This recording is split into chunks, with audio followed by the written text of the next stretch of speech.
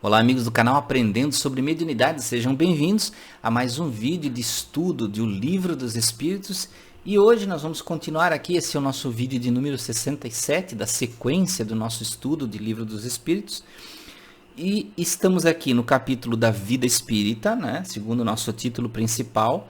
E o nosso subtítulo é Relações Simpáticas e Antipáticas dos Espíritos e Metades Eternas. É como aquela coisa que a gente fala assim, né? Será que eu tenho um espírito que é minha metade, né?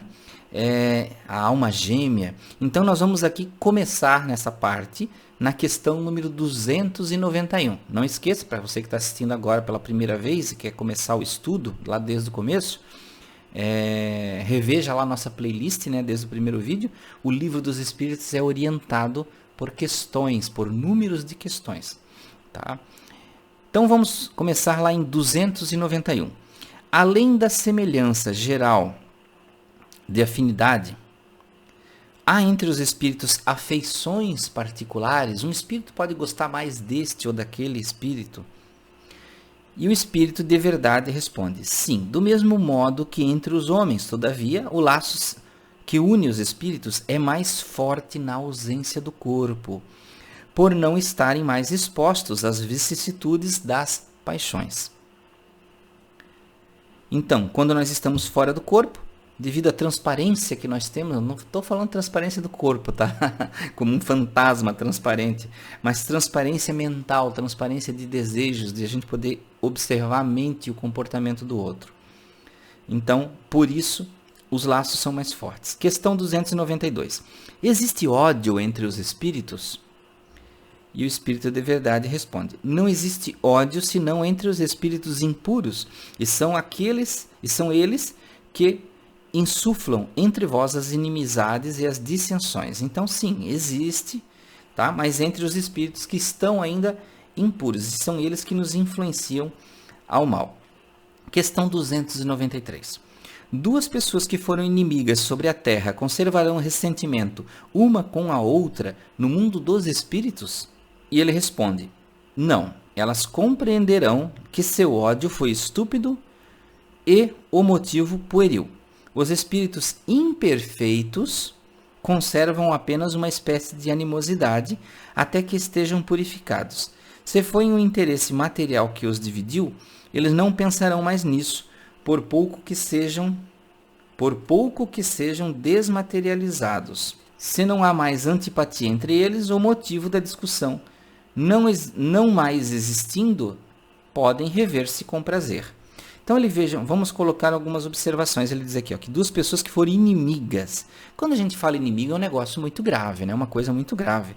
Não é uma simples dissensão, não é uma simples opinião divergente, tá? E ele diz aqui, que não, elas compreenderão que seu ódio foi estúpido e motivo pueril. Vejam, quando um espírito é elevado, ele tem certo nível de elevação. Se esse ódio foi em um momento da juventude e quando desencarnou já tinha mais compreensão, podemos dizer até que ao desencarnar esses espíritos vão se ver e vão compreender que tudo aquilo foi bobagem. Assim como uma criança briga com outra e aí quando você fica adulto, né, os dois se olham e riem daquela briga de quando eram criança. E aí viram amigos, né?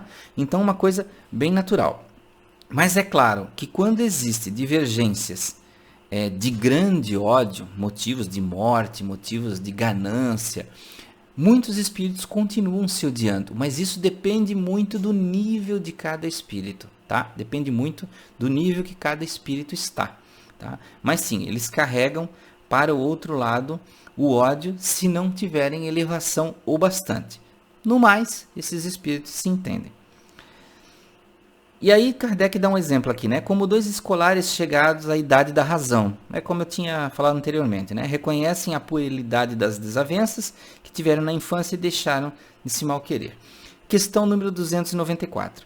A lembrança das más ações que dois homens cometeram um contra o outro é um obstáculo à sua simpatia? E ele diz, sim, ela os eleva ela os leva a se distanciarem. Então Kardec diz aqui, o Espírito de Verdade diz que sim, tá?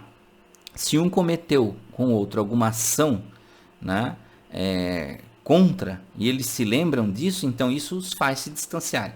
E como eu falei, isso depende da personalidade de cada um. Questão número 295. Que sentimentos experimentam depois da morte aqueles a quem fizemos mal aqui neste mundo? A resposta do Espírito de Verdade. Se são bons, perdoam de acordo com o vosso arrependimento. Se são maus, podem conservar ressentimento. E algumas vezes vos perseguir até em uma outra existência. Deus pode permiti-lo como um castigo. Tá? Então veja que até meio que é meio divergente da questão 293, onde ele diz que não, né, que essas antipatias se acabam, mas é que ele afirma que esses ressentimentos podem continuar. Ele diz, ó, se são bons, perdoam, se são maus, conservam. Tá? E ele até diz aqui, ó, que Deus pode permiti-lo como castigo desses espíritos perseguirem, tá? Porque eles estão cobrando e, de certa forma, corrigindo aquele que cometeu o erro. Questão número 296. As afeições de cada espírito são suscetíveis de alteração? Por exemplo, eu posso gostar de uma outra pessoa e no plano espiritual deixar de gostar? Né? Ou vice-versa? E ele diz aqui não, pois eles não podem se enganar. Não tem mais a máscara sob a qual se escondem as hipocrisias. Por isso suas afeições são inalteráveis quando são puros. O amor que os une lhes é uma fonte de suprema felicidade. Tá? Então vejam, se é um amor puro, se existe verdade nas ações desses dois espíritos, eles não vão deixar de se amar. Tá? Questão número 297. A afeição que duas pessoas se dedicam neste mundo continuará sempre no mundo dos espíritos? E ele diz sim, sem dúvida. Se ela se alicerça sobre uma simpatia verdadeira, mas se as causas físicas foram maiores que a simpatia, ela cessa com a causa.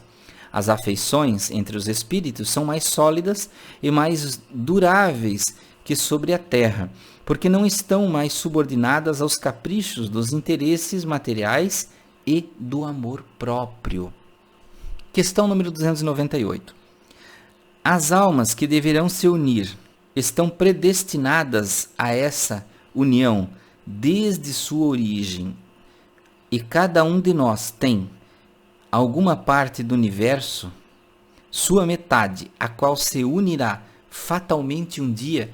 Olha a pergunta que ele está fazendo aqui. Quem acredita em almas gêmeas, espíritos que estão predestinados a ficarem juntos. Então ele está perguntando aqui, almas que deverão se unir predestinadas a essa união, tá? Sua metade, a qual se unirá fatalmente um dia, ele diz não. Não existe união particular e fatal entre duas almas, ou seja, não existem almas gêmeas. A união existe entre todos os espíritos, todos, mas em graus diferentes segundo a categoria que ocupam, quer dizer, segundo a perfeição que adquiriram. Quanto mais perfeitos, mais unidos. Da discórdia nascem todos os males humanos, da concórdia resulta a felicidade completa. Então ele responde categoricamente. Não existem espíritos que são metades, não espíritos que estão colados. Na verdade, todos os espíritos estão unidos em um corpo só, em um ideal só. E são irmãos iguais. Questão número 299. Em que sentido deve-se entender o termo metade de que certos espíritos se servem para designar os espíritos simpáticos? A resposta, a expressão é inexata. Se um espírito fosse a metade de outro, separado dele seria incompleto. Então ele está ainda afirmando, não existem almas gêmeas que só sobrevivem, só vivem se estiverem ligadas à outra. Questão número 300. Dois espíritos perfeitamente simpáticos, uma vez reunidos, o serão pela eternidade ou podem se separar unindo-se a outros espíritos. Olha só, se não existem almas gêmeas. Mas existem espíritos simpáticos. Olha, eu gosto muito dessa tal pessoa, tá? Seja homem com mulher, seja homem com homem, seja mulher com mulher, e isso não existe diferença no plano espiritual, porque nós somos espíritos criados simples e ignorantes, não temos sexo. Temos sexo ao encarnar, né? Que aí é a nossa parte biológica, que só pertence à Terra. Mas ele diz o seguinte: existem esses espíritos que são simpáticos, que se amam, podem ficar para a eternidade juntos, né? Ele diz aqui: todos os espíritos são unidos entre si. Fala dos que atingiram a perfeição. Então, esses que atingiram a perfeição, todos são unidos. Nas esferas inferiores, quando um espírito se eleva, não tem a mesma simpatia por aqueles que deixou para trás, tá? Ou seja, existem diferenças, é a elevação que causa a diferença. Quando você vê que as ideias suas não acompanham mais a do outro, né? Ou seja, um tem ideias mais atrasadas, outros têm ideias mais elevadas. Um tem gostos, por exemplo, mais brutos, outros têm gostos mais refinados. E quando eu falo isso, eu não falo de coisas materiais, eu falo de coisas espirituais, tá? Questão número 301. Dois espíritos simpáticos são o complemento um do outro, ou essa simpatia é o resultado de uma identidade perfeita? E ele diz o seguinte: a simpatia que atrai um espírito para o outro é o resultado da perfeita concordância de suas inclinações, de seus instintos. Se um devesse completar o outro, perderia sua individualidade. Ou seja, um espírito não pode completar o outro. Porque se ele dissesse assim: tal pessoa que se foi me completava, ele já é completo. Eles tinham ideias afins, mas um não precisa necessariamente estar do outro para complementar a sua vida, tá? Questão número 302. A identidade necessária para a simpatia perfeita consiste na semelhança de pensamentos e de sentimentos, ou também na uniformidade de conhecimentos adquiridos, tá? Ele diz, na igualdade dos graus de elevação. Então são diversas coisas, tá? Porque quando a gente fala grau de elevação, é moral e conhecimento, né? Amor, inteligência, caridade, né? E conhecimento. Questão número 303. Os espíritos que não são simpáticos hoje poderão sê-lo mais tarde? Né? Então, por exemplo, você tem um outro espírito, e quando a gente fala espírito, a gente generaliza em encarnado, desencarnado, não faz diferença, tá? Então, por exemplo, uma pessoa que eu não gosto, eu posso vir a gostar amanhã? Ele diz sim, todos os serão. Assim, o espírito que está hoje numa esfera inferior, que se aperfeiçoando alcançará a esfera onde reside o outro. Seu encontro terá lugar mais prontamente. Seu espírito mais elevado, suportando o mal, as provas a que está submetido, permanece no mesmo estado. E ele faz uma pergunta anexa. Dois espíritos simpáticos poderão deixar de sê-lo? Aí ele diz aqui, certo, se um é preguiçoso. Ou seja, se dois espíritos que são simpáticos e um começa a evoluir espiritualmente, começa a crescer mentalmente, inteligência, amor, conhecimento, são vários quesitos, né? Moralmente, filosoficamente. Ou seja, e o outro, apesar de ter sido simpático durante um momento, começa a ficar para trás. Ele não quer muito evoluir, ele não quer pensar sobre o mundo, sobre as ideias, não quer filosofar, pensar sobre si mesmo. Então ele acaba sendo preguiçoso e fica para trás. Aquela simpatia começa a ficar para trás. Assim como dois amigos, né? Digamos, os dois conversam muito sobre futebol, sobre qualquer coisa da generalidade, né? E de repente um começa a estudar filosofia, começa a estudar questões do universo, física quântica, estou dando exemplos genéricos, né? Isso não é para senso de julgamento.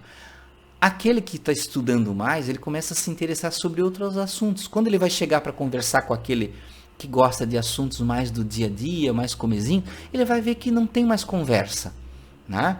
Então vão acabar por deixar de ser simpáticos. E aí Kardec faz algumas considerações. A teoria das metades eternas é uma figura que representa a união de dois espíritos simpáticos. É uma expressão usada, mesmo na linguagem vulgar, e que se faz necessário não se prender à letra. Os espíritos que a usam não pertencem certamente a uma ordem mais elevada.